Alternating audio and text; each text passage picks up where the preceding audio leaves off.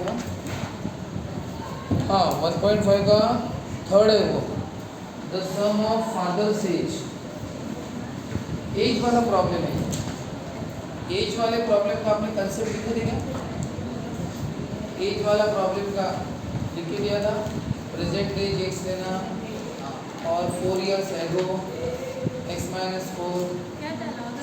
हाँ बताया था, चलो ठीक है। एज वाले प्रॉब्लम में क्या होता है, किसी की प्रेजेंट एज आप क्या ले रहे हो, एक्स ले रहे हो, तो 4 साल बाद आफ्टर 4 years उसकी एज क्या होगी, एक्स प्लस 4 हो जाएगी, और 4 साल पहले 4 years एगो क्या होगी, एक्स माइनस 4।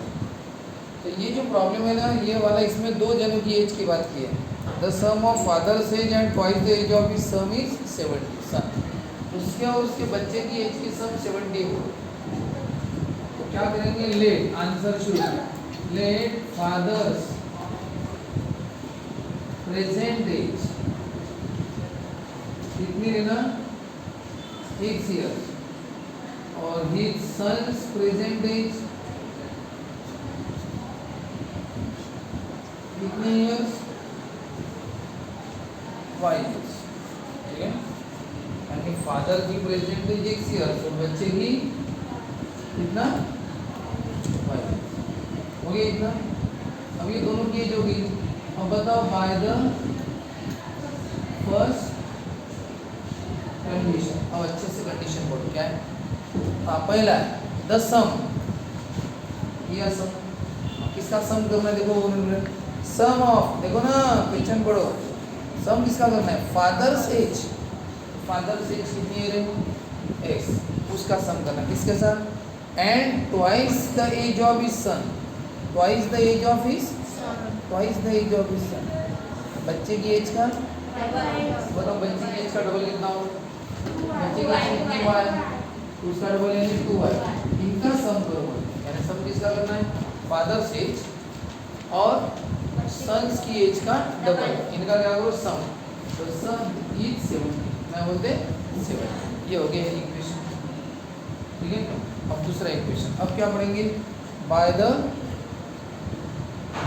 Second condition. उसके पहले एज के प्रॉब्लम भी हमेशा पढ़ना, एज की प्रॉब्लम ये पढ़ना कि कुछ ईयर्स एगो या कुछ साल बाद के कुछ एज की बात की है क्या, तो वो होगी तो पहले वो देख लेना, ऐसा कुछ है क्या। If we double the age of father, अगर हम फादर की एज को क्या करेंगे, डबल, फादर की एज को क्या करेंगे, double, and add it to the age of his son, और बच्चे की एज में डाल देंगे, तो सम कितना होगा, 95। यानी इस प्रॉब्लम में कुछ साल पहले वाली या कुछ साल बाद वाली ऐसी एज का कुछ नहीं है ना, 5 years एगो, 2 years लेटर, 2 साल बाद, ऐसे कुछ भी नहीं है, इसलिए वो कंसेप्ट नहीं है यहाँ पे सीधा सीधा बोला है ऐड करो, सम करो, किसको सम करो, सन, फादर की एज का सम करो सन के डबल के साथ, तो टोटल कितनी आती है, बोलते सम 70। और बाय द सेकंड कंडीशन में क्या दिया है, अब बोलो बोलो बाय द सेकंड कंडीशन पढ़ो, हाँ बोलो, इफ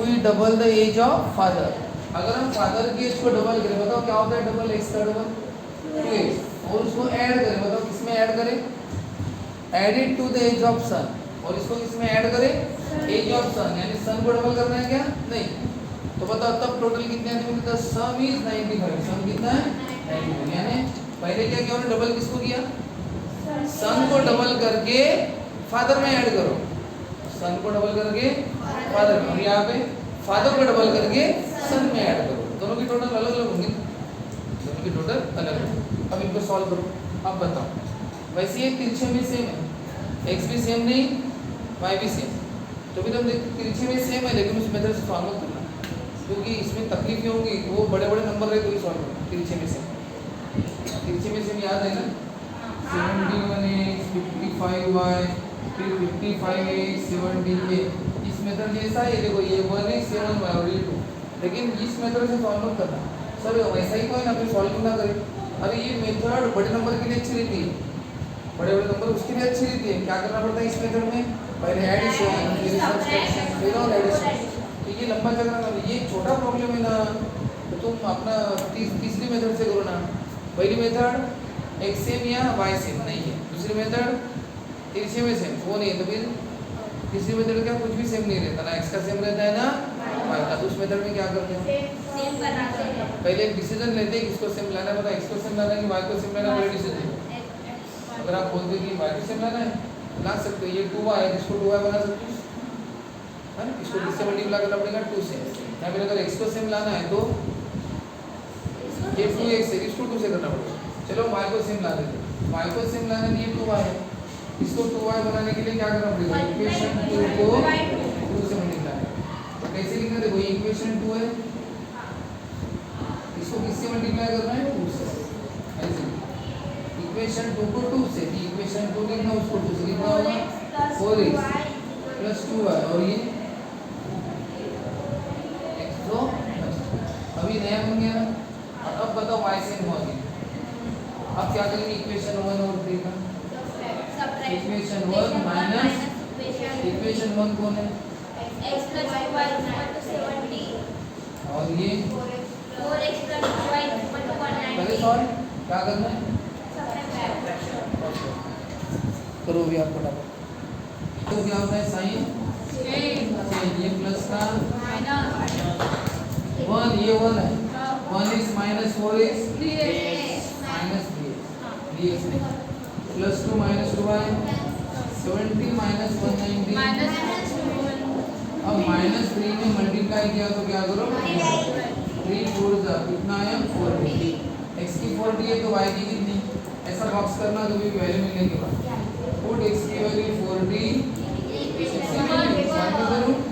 इक्वेशन 1 को पहले लिख दो, लिखा x की जगह 40 लिखो, बाकी जैसा है बताओ प्लस 40 का क्या होगा कितना आया 2 ने मल्टीप्लाई किया तो क्या करो कितना आया 50 और फिर लास्ट में यही सेंटेंस बिगिनिंग में लिख देना, therefore father's present age x यानी 40 और y यानी 30।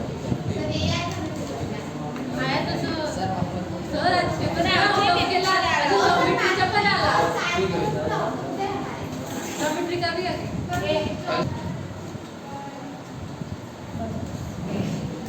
देखो पेज नंबर 29 प्रॉब्लम सेट का क्वेश्चन नंबर 4 है वर्ड प्रॉब्लम, ये भी एज वाला ही है।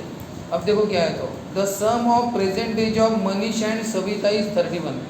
वर्डिंग पढ़ रहे हैं, sum of age of Manish and Savita is 31। Manisha और सविता की जो एज है इनका सम कितना है, तो फिर स्टार्टिंग क्या है, लेट मनीष प्रेजेंट एज कितना x years और सविताज प्रेजेंट एज कितना y years हो गया। अब बाय द फर्स्ट कंडीशन, तो कंडीशन है सविता और मनीष की प्रेजेंट एज का सम, ये प्रेजेंट एज का सम कितना बोलते हैं 31। ये हो गया पहला इक्वेशन, ठीक है।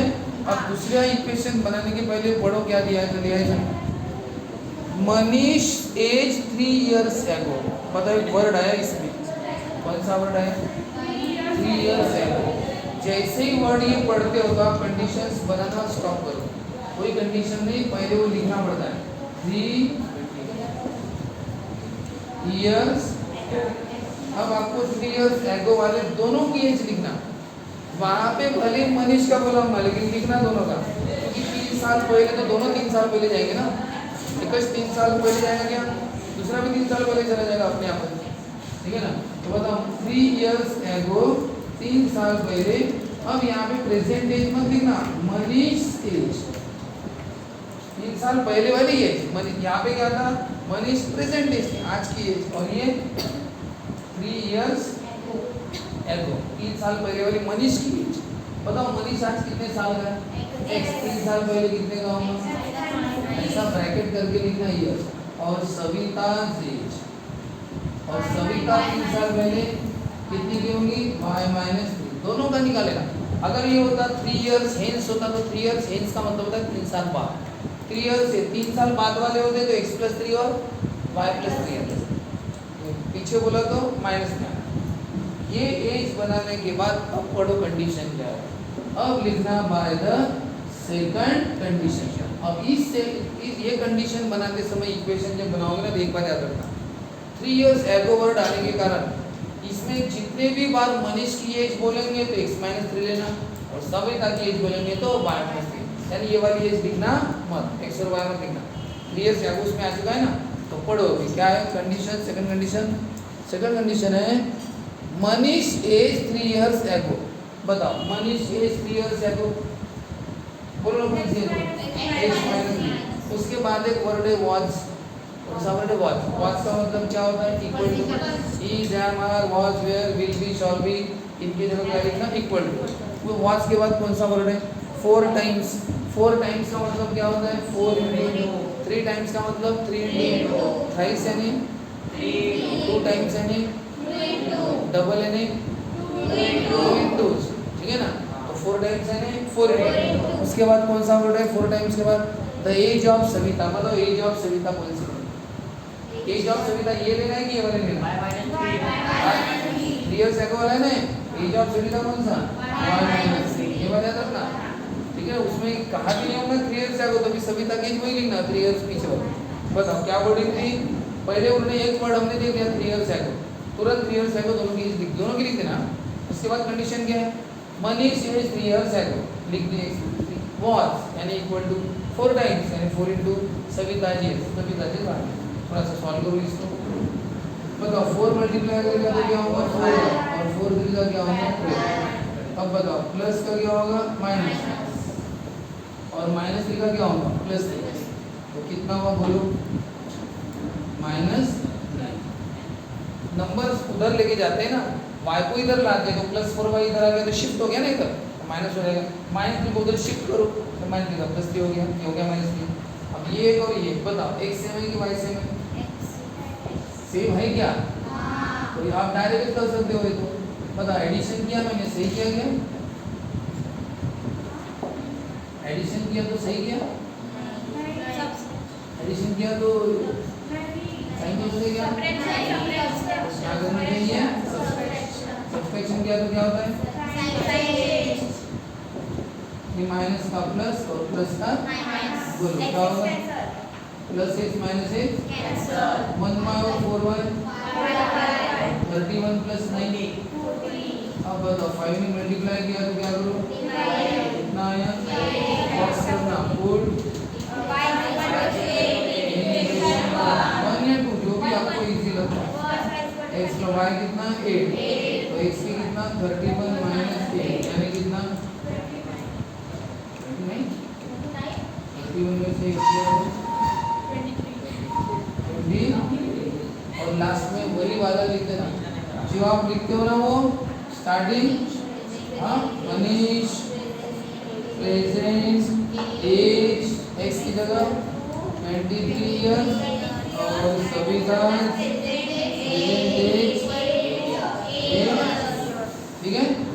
इस तरह से ये दो फोटो का पेज नंबर 15।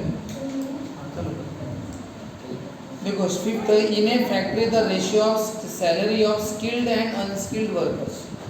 वर्कर्स दो तरह के कंपनी में, स्किल्ड और स्किल्ड वर्कर और अनस्किल्ड वर्कर यानी कि स्किल्ड वर्कर है जो मशीन वगैरह चला सकते हैं, कुशल कार्य।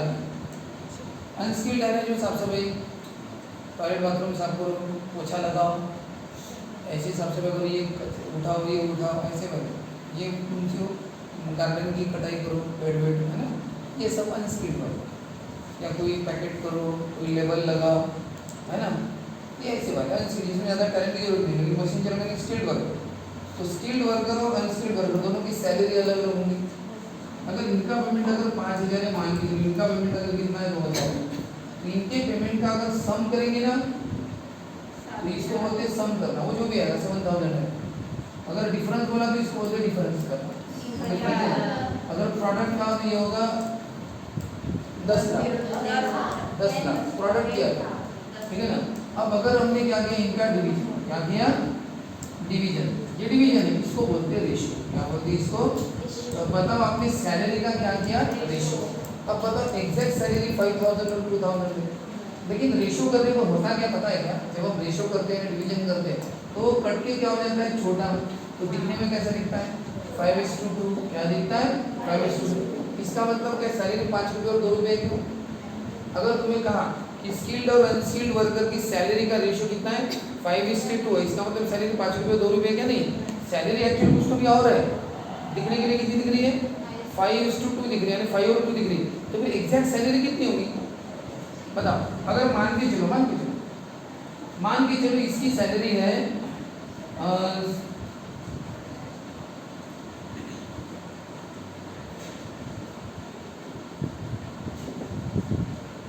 मान के चलो स्किल्ड वर्कर की सैलरी कितनी 2,500 और अनस्किल्ड वाले में कितनी 1,000 रुपये, बताओ अब करो बोलो रेशियो कितना आता है? मान के चलो सैलरी 2,500 और 1,000 एक करो बोलो रेशियो 5 बताओ इसका भी आंसर कितना है? तो इसका भी आंसर 5:2, इसका भी 5 है, बहुत जनों का आंसर कितना आ सकता है? फिर सर एग्जैक्ट सैलरी कितनी? हम एग्जैक्ट सैलरी ये बोले और क्या बोले? इसीलिए कभी भी अगर आपको रेशियो आया तो पहले वाले की सैलरी क्या लिखना 5 मत लिखना, क्या लिखना 5x, क्या लेना 5x, यानी एग्जैक्ट तो हमें पता नहीं, तो क्या लेना पहले वाले की सैलरी 5x लेना, यानी 5,000 ये तो पता नहीं ना 5,000, दूसरे की सैलरी क्या लेना 2x, एक की 5x और दूसरे की 2x। बताओ रेशियो 5:2 चाहता है कि x कटेगा क्या बचेगा 5, यहाँ बता x कटेगा क्या बचेगा 5। तो सैलरी हमें एग्जैक्ट पता न होने के कारण कितनी लेनी चाहिए, एक की 5x रुपीज और दूसरे की 2x रुपीज, एक की 5x रुपीज और एक की 2x, ऐसी लेनी चाहिए। तो बताओ कैसे? लेट सैलरी ऑफ क्या स्किल्ड वर्कर कितना लिखना 5x रुपीज और सैलरी ऑफ अनस्किल्ड वर्कर कितनी लेना 2x, ठीक है? ये एक्चुअल सैलरी हमें लिखी कि भाई एक्चुअल सैलरी है 5x और 2x। अब एक्चुअल सैलरी हमें पता नहीं, लेकिन 5x लिखना, 5 मत लिखना 5 रुपये नहीं 5x रुपीज, ठीक है ना? और वो 2x रुपये, ये एक जो हम लेते हैं ना ये मल्टीप्लाई में लेते हैं, और ये ऐसा लेते हैं जो 5 को भी मल्टीप्लाई करता है x को 2 को भी मल्टीप्लाई करता है, दोनों को मल्टीप्लाई करता है। तो सर ये ऐसा क्यों लेते हैं? उसके भी कारण है, बताओ। ये 5,000 और 2,000, 2,500 और 1,000, तुम अच्छे से देखो इनको, अगर अच्छे से देखोगे तो पता ही है कैसे है। यहाँ पे 5 को 1,000 ने मल्टीप्लाई किया और 2 को भी 1,000 ने मल्टीप्लाई किया, अच्छी तरह से देखो। और यहाँ पे 5 को 500 ने मल्टीप्लाई किया और 2 को भी 500 ने मल्टीप्लाई किया। देखो ये 2,500 होगा, अभी 1,000 होगा, ये 5,000 होगा और 2,000। इसका मतलब ये एक्चुअल सैलरी है। एक्चुअल सैलरी तक पहुँचने के लिए आपको इन दोनों को एक नंबर से मल्टीप्लाई करना पड़ेगा, या तो दोनों को 1000 से मल्टीप्लाई करो तो ये बनेगा, 500 से मल्टीप्लाई करो तो ये बनेगा। अगर मैं इन दोनों को 700 से मल्टीप्लाई करूंगा तो बताओ सैलरी क्या बनेगी? इसकी बनेगी 3500 और इसकी बनेगी 1400। बताओ, यानी ये है रियल सैलरी। लेकिन रियल सैलरी तक पहुंचने के लिए क्या करना पड़ेगा? जो आपका रेशियो है कौन सा 5:2 ये रेशियो है ना, उसको किससे मल्टीप्लाई करना चाहिए? सेम नंबर से। वो सेम नंबर से मल्टीप्लाई करोगे तो रियल सैलरी में मिल जाएगी। तो बताओ वो सेम नंबर अभी फिलहाल पता है क्या? कि वो 1000 है, 500 है, 700 नहीं पता, इसलिए हम क्या लेते हैं x लेते हैं। तो बताओ सैलरी क्या बनेगी? 5 × x 5x, 2 × x 2x, इसलिए सैलरी में 5x और 2x लेते हैं। अब x की जो वैल्यू आएंगी पुट कर दो, एक्चुअल सैलरी मिल जाएगी। अब x की वैल्यू हमें पता नहीं, वो सॉल्व करने पर पता चलेगी। याद रखना कभी भी किसी का रेशियो दिया ना, एक्चुअल पता करने के लिए उसको x करना। अगर मैंने कहा इन दोनों की एज का रेशियो, इन दोनों की एज का रेशियो अगर मैंने कहा 3:2 है, इसका मतलब ये 3 साल की और 2 साल की, ऐसा नहीं। एक की एज लेना 3x ईयर्स और दूसरे की एज क्या लेना 2x ईयर्स, ऐसे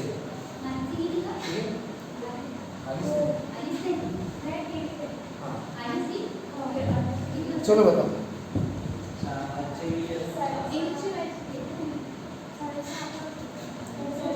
साहस तक गिरी ना।